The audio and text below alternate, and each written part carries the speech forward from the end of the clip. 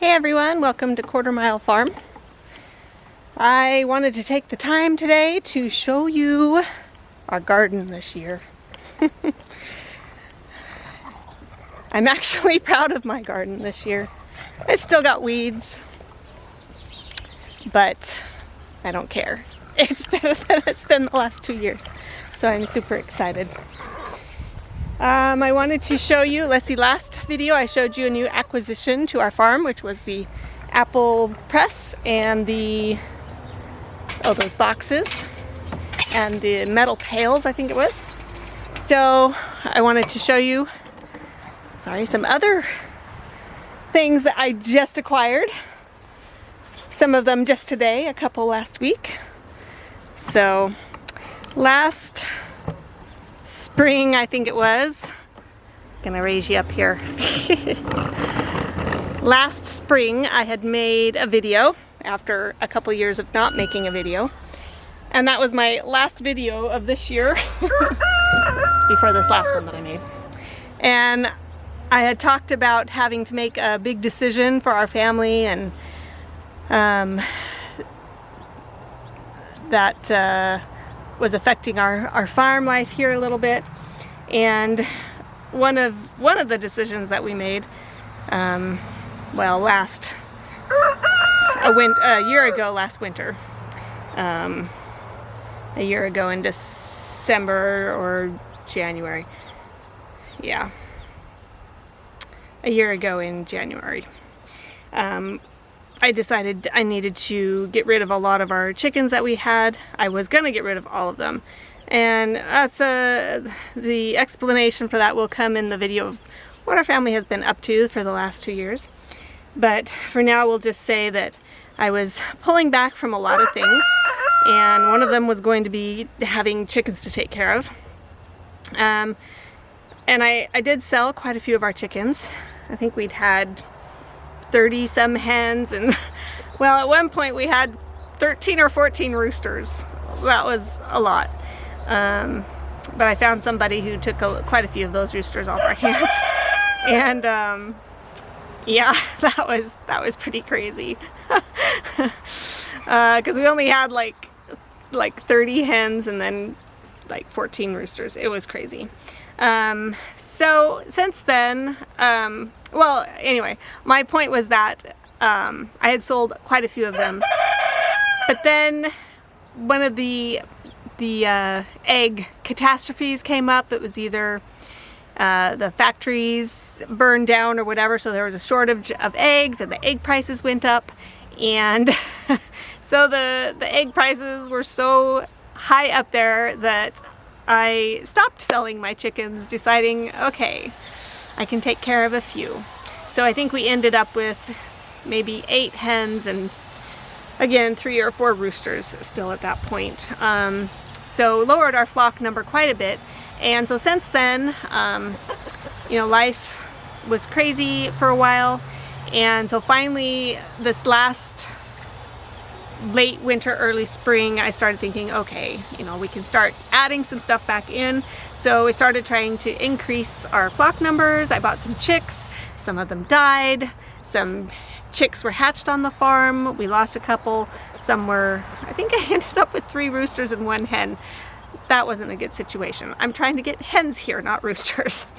So anyway, yeah, my attempts to grow my flock this year have been iffy, just because I lost some of the little chicks. One of them was really pretty. I bought them at Cascade, I think, and I can't even remember what type it was. Blue olive Ager or something like that. So it was gonna have like bluish gray feathers, and it was gonna be an olive Ager. I had 2 of them, and I think I lost both of those. One day, I had bought 4, and one day 2 of them were missing. No clue what got them. There were no feathers, there was nothing. And then the next day I lost another one, and that one I was really sad about, because that one was one of the blue olive Eggers, and then it had feathers on the legs, which was really cool. So I was really sad to lose that one too. So the fourth one is still, we still have her, and she's actually probably about to lay eggs here soon, so that's exciting. But anyway, I got some more chicks. I got 2 last week, and then today I got 4 more, so I just wanted to show you those. Oh, they're all gathered right here for you to see. Isn't that nice? Well, the 2 older ones have wandered away. I got 2 Easter eggers last week, and then today I had to go back because I saw the types they were getting today. So that lighter brown one, it's the one facing us right now. Well, okay, there's 2 facing us. This one right here is a Welsummer. I wasn't going to get a Welsummer, but you know, they lay dark brown eggs, so I'm hoping for dark brown eggs eventually, like super dark, but I'm not sure if it's Welsummer that lays those or not. But these other 3, you can see they're kind of darker. I don't know if you can tell. They're kind of bluish. Get some sun on them. So I don't know if you can tell, this grayish color right here is kind of bluish on the butt feathers there, if you can tell. These are blue laced red Wyandottes. I think they are fabulously beautiful. So I got 3 of those. Super excited about that. So with the 2 Easter eggers, you know, you can get a variety of colors. They could be blue or pink or green varieties. The blue laced red Wyandottes are brown egg layers, and then of course the dark brown egg, hopefully. So anyway, more baby chicks for the farm. Another thing that's happened with the roosters here, or with the chickens, but mainly the roosters, is that our main flock protector, Ricky, who we've had since we moved here, he was ousted by one of the up-and-coming young roosters, and he was getting beat up. Well, I got rid of that young and up-and-coming rooster because I like Ricky. He's a nice protector for the flock.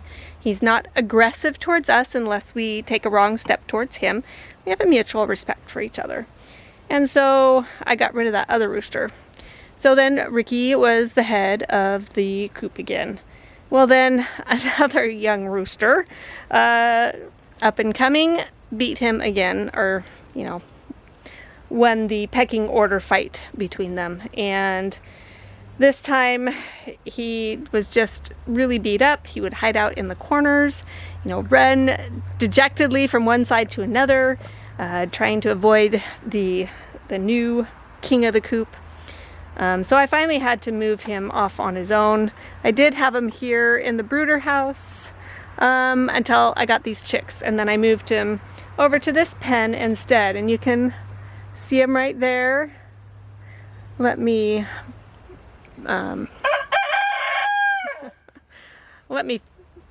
zoom in on him and show you.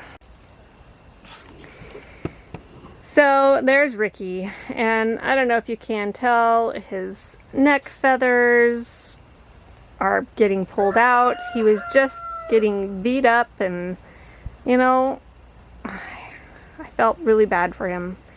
So I pulled him out. I actually ended up getting 4 hens from somebody local here because I needed more egg layers for my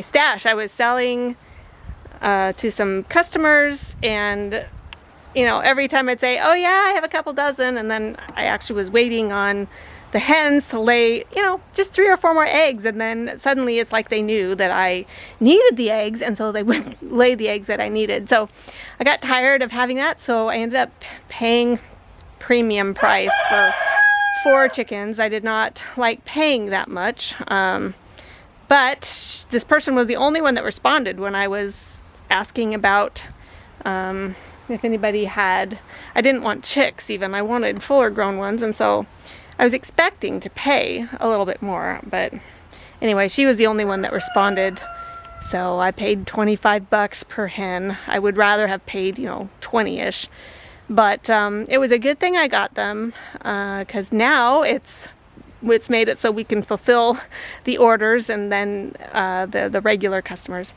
and then, you know, extra besides. So that was a good thing. And now we have more chicks that will be laying in a few more months, so it's a good thing to have that. Anyway, poor Ricky. I put those 4 hens in with him so he'd have company. A couple of them flew right over the fence and joined the other chickens. And then when I had these chicks, I did try to put the 4 hens in with the others, and I was trying to put Ricky in there too, but he would not go in. So I had this other place that I'd set up for the goats several years ago, if you remember when we had goats. And he's hanging out in there, and actually one of those new hens will fly over the fence, and she might be in the other coop during the day, but when it's nighttime, she flies right back over. And last night they were cuddling up. It was so cute. But anyway, that's kind of an update on the chickens. Let me show you our garden now. Alright, so you guys know this is our greenhouse, which I'll take you inside my greenhouse on a later video. This is a rhubarb that I planted here, and it's doing marvelously. And then right there, behind the weeds, it's a fig tree. If you look right down there, you can see the leaves. That's a fig tree I planted there, a brown turkey fig. It's quite young yet, so it's not going to be producing. So, but it did have a lot of growth this year.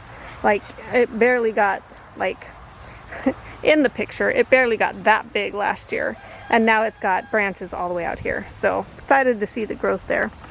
So, you guys are familiar with, if you watched our old videos, familiar with this portion of our garden. There's the raspberries over there. And then down there we have marionberries, but we kind of let the weeds go away or get out of control out there, so they've kind of taken out a lot of the marionberries that we had back there. So yeah, this is our garden this year, and if this were last year, you wouldn't be able to see hardly anything here. It would have been weeds about this tall or taller. Because like I said, life was a little bit out of control, and yeah, it did not go well. And that's why I have to record this year, because it's so beautiful. So let me just take some video of this portion, but first I want to show you. So you guys know that this place had cows beforehand following this fence line right here. We used to have a fence all the way down, and so from here on was our garden, and then over here was just pasture, and I was starting to plant trees there for a food forest orchard type place. So let me just show you what we did last year with our little rototiller that we got. Brent tilled up, and actually we had a friend with a bigger tractor come up and till it this year.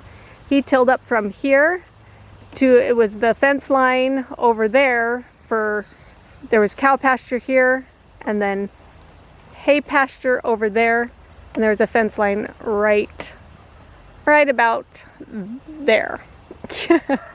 And so he tilled up from this fence line to where that fence line was, and I'll take you through that area too. But it basically made our garden 10,000 square feet. So huge garden. I'll just walk through and show you what all we have this year. Of course, one of the things with our property is we want to grow food for ourselves as much as possible, the healthiest, most nutritious food, but also food to sell. So, you know, we'll grow for ourselves, and then what's extra we will sell. Sometimes we grow extra on purpose to sell. So this is what we did for ourselves and for growing for others. So right here are some broccoli plants that I started from seed. These are, well, some of them are early purple sprouting, and then I can't remember what some of the others are. These, as far as I know, they're not the kind to have, you know, the big singular heads in the center. They're the type that produce florets.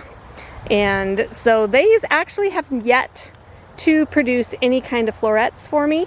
There are 1 or 2 in here that have been growing little florets, and so I pick those and I stick them in the fridge, and it'll be enough for a meal after a couple pickings. So you can see here I've broken off bits there. So there's a little tiny floret, and they aren't big florets. I mean, there's been a couple big florets, but yeah, so we have a lot of broccoli here.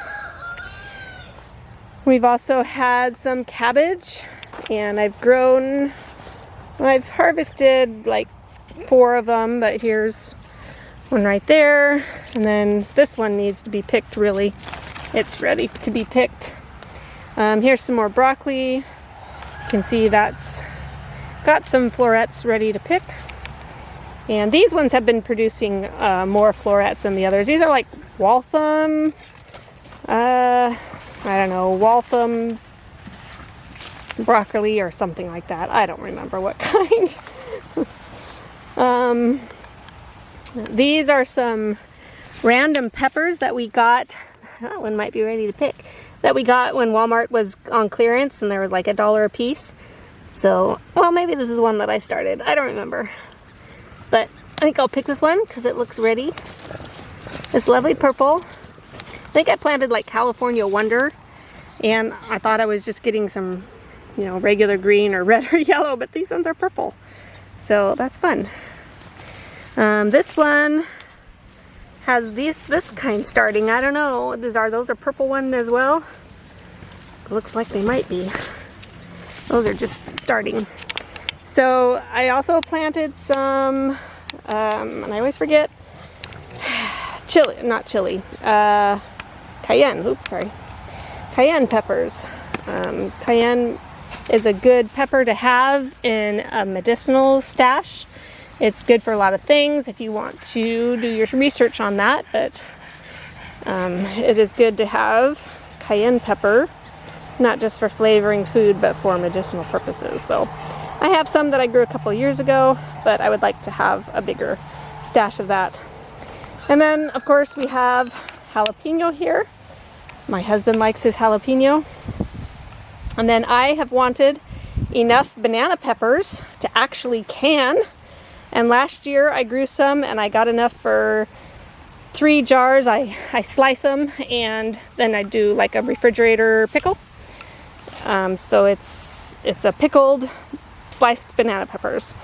So last year I got enough for 3 jars. This year I think I'm up to 11 right now. So anyway, let's go over here.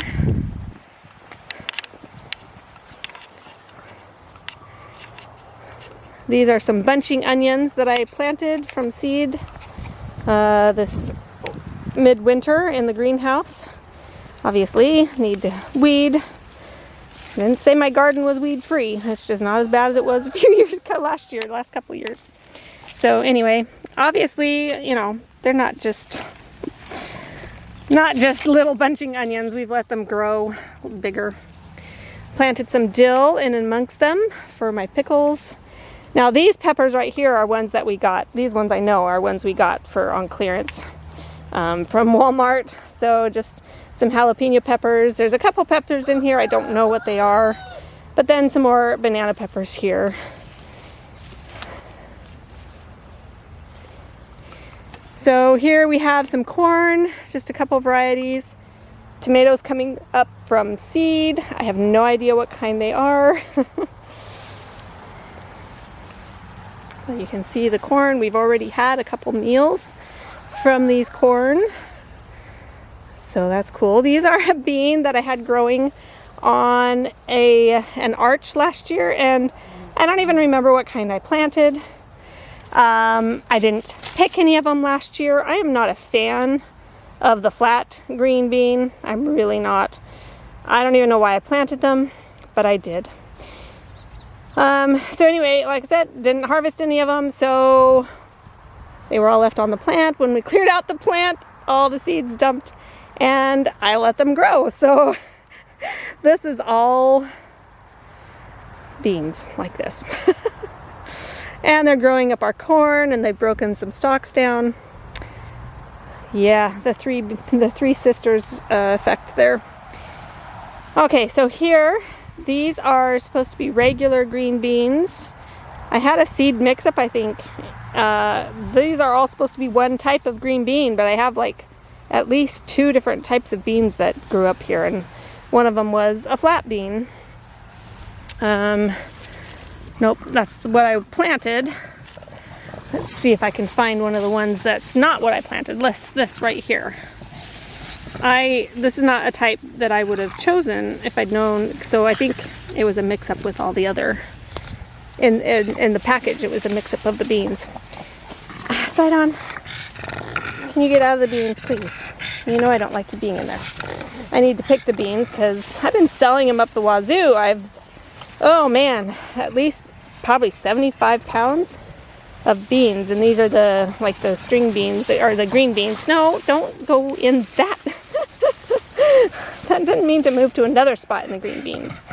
Anyway, so yeah, I need to harvest more. I have an order for 5 more pounds from my neighbor, and then my stepdad wants some he's gonna trade a fellow for some sweet corn.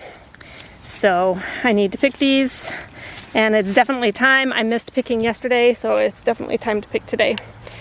Here's some zucchini. I planted 3. Oh my, and I missed that one yesterday, and of course it's huge now, but I've been trying to pick them pretty small, been successful. Actually sold some being small, so anyway, so that's this portion of the garden. And look, oh my goodness, more zucchini.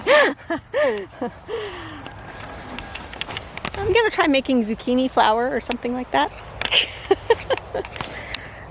So here, gotta use up those zucchini somehow. These are all pickling cucumbers, and I grew so many because I wanted to sell them, and so far I haven't sold any. I did, however, barter with a friend of mine. She has a cherry farm and cherry orchard, and so she was asking people, hey, you know, what are you growing? What can we barter for? And so she traded me some cherries for some pickling cucumbers. And other than that, I've just been making my own pickles, even though I had like 13 jars left over from last year, and making a lot more this year. But I don't know, I might end up selling some, we'll see.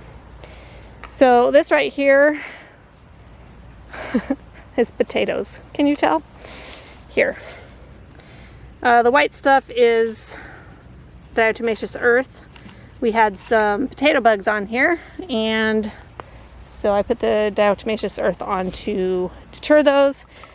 But there's also 2 more rows of potatoes here, and obviously the weeds have gotten out of hand, and this other plant, which you can see.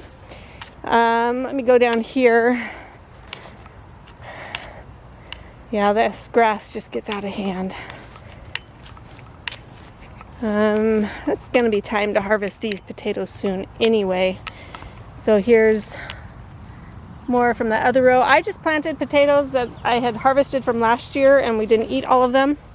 And so I planted the ones they were starting to, you know, grow in our root cellar, which I have several hundred more in there that I didn't. But look, there's a potato bug. But surprisingly, they haven't been a horrible infestation and completely eaten my plants down. So the diatomaceous earth has worked somewhat, but again, there's another one. Right here, I just planted some cucumbers. We put up a trellis, or a cattle panel just leaned up against T-posts, not secured or anything. And I planted cucumbers the entire way, and only this one little section actually grew. So that was disappointing. So the rest of this, that's all corn, glass gem corn that came up from seed from last year. And we just let it grow. Kind of took over this portion of our tomato patch, which we have, dun dun dun, I'll show you these first. We have over, well, at least 140 tomato plants. And this whole section here in this expansion. Last year we had some pumpkin squash, another squash out here. This time it's all tomato. We have these, we have the T-posts, and then around each T-post we have 3 cages. So 3 tomato plants per post. So most of these are Roma, Jersey Devil, and San Marzano paste tomatoes. And oh my goodness, I need to get out here and pick. Look at that. And here, can you see all the red in there? Yeah. Harvesting tomatoes is coming. Take a deep breath, because this is going to be a lot of work. Granted, we hope to sell some as well, but since our goal is to provide as much as our own food as possible, we eat a lot of tomato products. We eat salsa, diced tomatoes, ketchup, which I need to find a good ketchup recipe, because I think it was the Mrs. Wages recipe that I tried and nobody liked it. So need to find another one for that. But let's see, diced tomatoes, spaghetti sauce, which I use the Mrs. Wages pizza sauce recipe. I don't like her spaghetti sauce recipe because it's very spicy, a lot spicier than I want for a regular spaghetti sauce. So pizza sauce though is delicious. So we use that for pizza and spaghetti. So I'm going to make a lot of that this year. So we do consume a lot of tomato products. So I need to do up a lot of tomatoes so that I don't have to buy the tomato from the store, or the pizza sauce or spaghetti sauce or any of that kind of stuff. So it'll save us a lot of money to be able to put up all on our own. So yeah, 140 tomato plants. Yeah. Whew, just the harvesting alone is gonna take a lot, and then there's the processing as well. But yeah, now I'm seeing I have a lot more tomatoes to pick than I thought. But I want to head back over here because those were paste tomatoes, but in this little section, they were, what were they? Beefsteak or any other variety. But here, let me show you. Woo, hello. It's hard to juggle a camera and a pepper and a green bean and a chili pepper. But I was noticing I have some beefsteak that are finally getting ripe. Everybody else has been talking about their harvest of tomatoes, and I'm all like, mine aren't ripening yet. I did get them in the ground rather late. We got a late start because we couldn't get the property mowed because Brent was busy with work and all that kind of stuff. So our whole garden was just put in late, which is fine. I mean, obviously it still grew.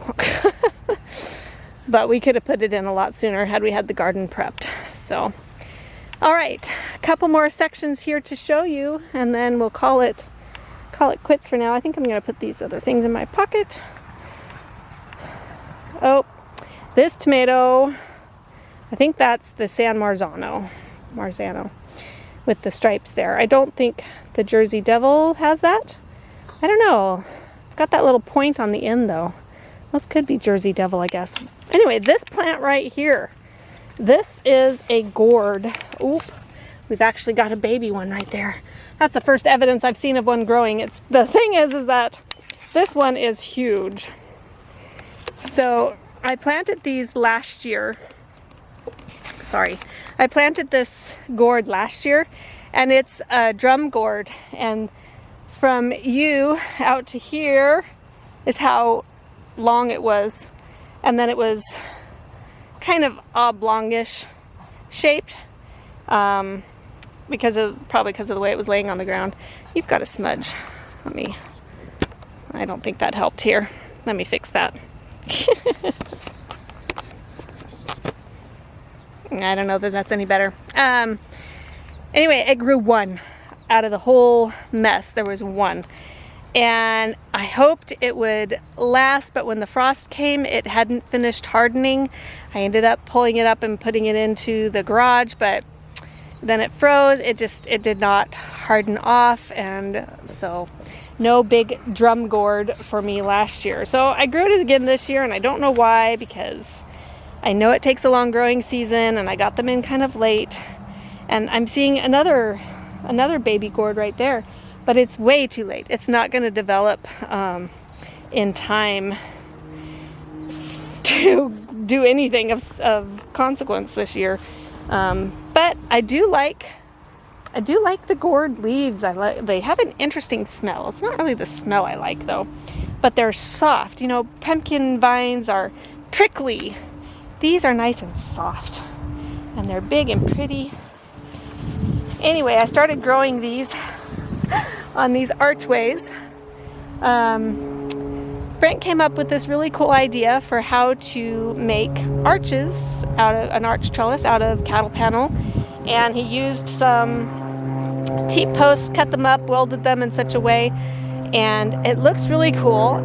Unfortunately, it needs some tweaking because they're not standing up. They all fell down. Granted, the weight of these vines is quite substantial, and they're very prolific. As you can see, I'm just standing in a sea of vines, and it's taking over tomatoes. It took over our potatoes. So I just don't think that we're gonna get a drum gourd this year though, which is quite sad because this is taking up a lot of space for not producing anything. So this one right here, this pile was the drum gourd. The next archway over, which is that pile right there, that is the birdhouse gourd. And then the one that's still kind of upright, right there, that one is a Peruvian sugar bowl. And that one and the birdhouse gourd I've actually seen gourds on, so cross our fingers, we'll get some nice usable gourds off of that. So we shall see. And I'll go show you some of those gourds. Oh, here we are right here. Oh, sorry, look at that. There's one growing right there in the tomatoes. That's pretty cool. And there's a teeny tiny baby one. So it's good to see that there's more gourds on here than I thought. I had seen some. Oh my, look at, there's one there. This is gonna be a fun mess to try to take care of come fall time.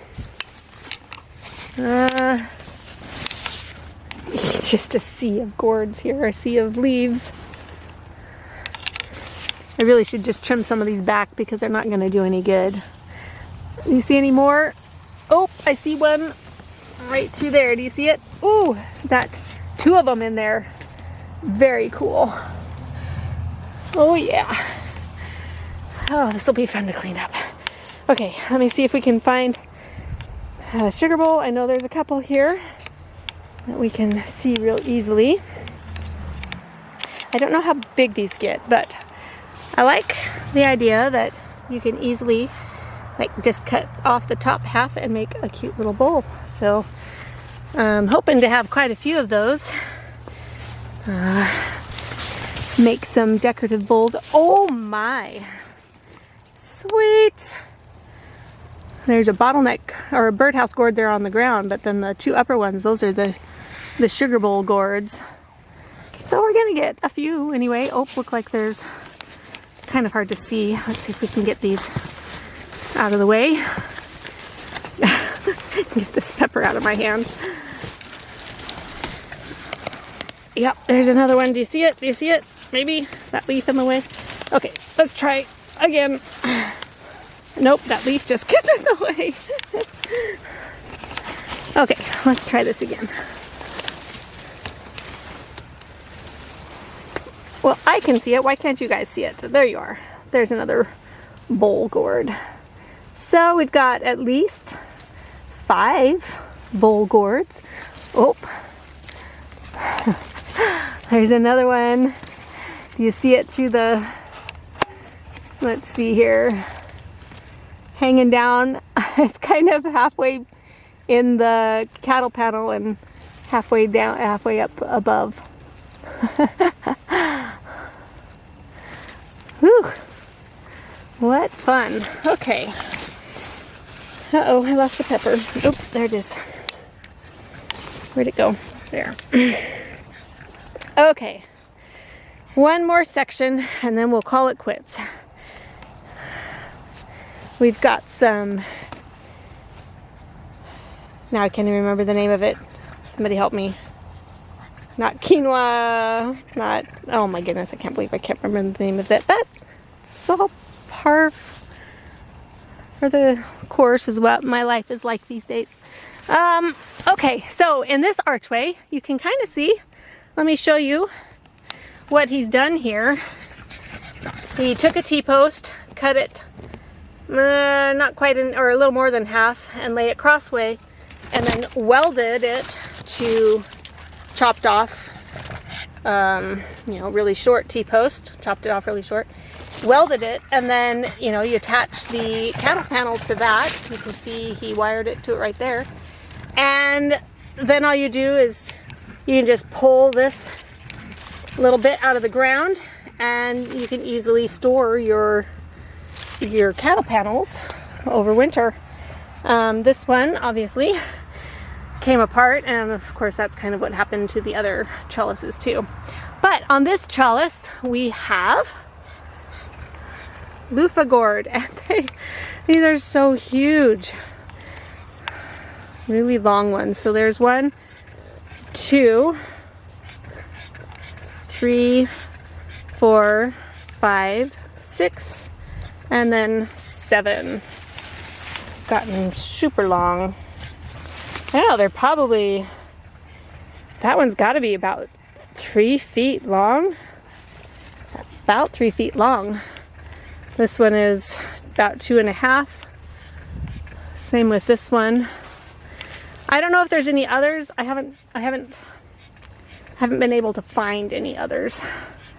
So hopefully they'll be long enough that these will be able to turn brown and start drying so that I can get loofah sponges off of them.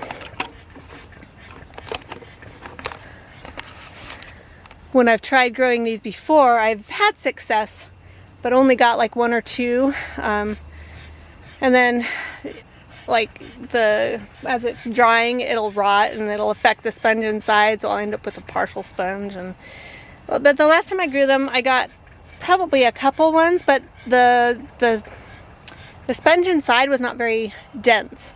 So I don't know if it's just because it didn't get a long enough growing period or what happened there.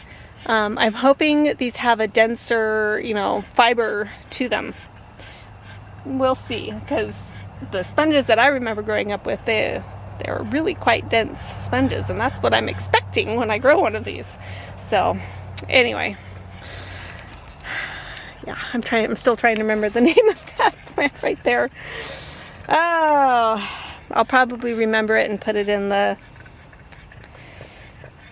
put it as words down at the bottom. You guys, you don't understand. Maybe some of you will.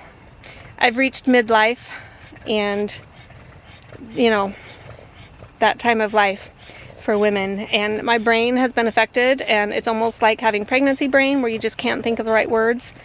So they just flutter away. I know what that's called, but I can't think of it. Anyway,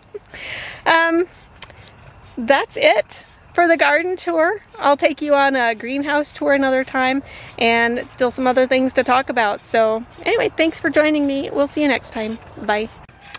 I just have to get another quick shot because I just found another loofah gourd. So I don't know how, it's not that big, so we'll see if it grows fast enough since it's September. We'll see how long it will take it to, if it'll reach maturity is what I'm trying to say. Anyway, there we are. I'm just trying to get it so it hangs down instead of growing up there. I just like to see them hanging down as they grow. But it's longer than I thought. Oh wow. I thought it was like right here, but it goes all the way up to here. So that is definitely long already. That's pretty cool. So yeah, it starts right here. So that's already curved around, but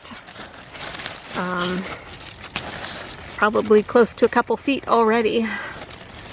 So that's exciting. Yay! You guys helped me find loofah gourd number 8.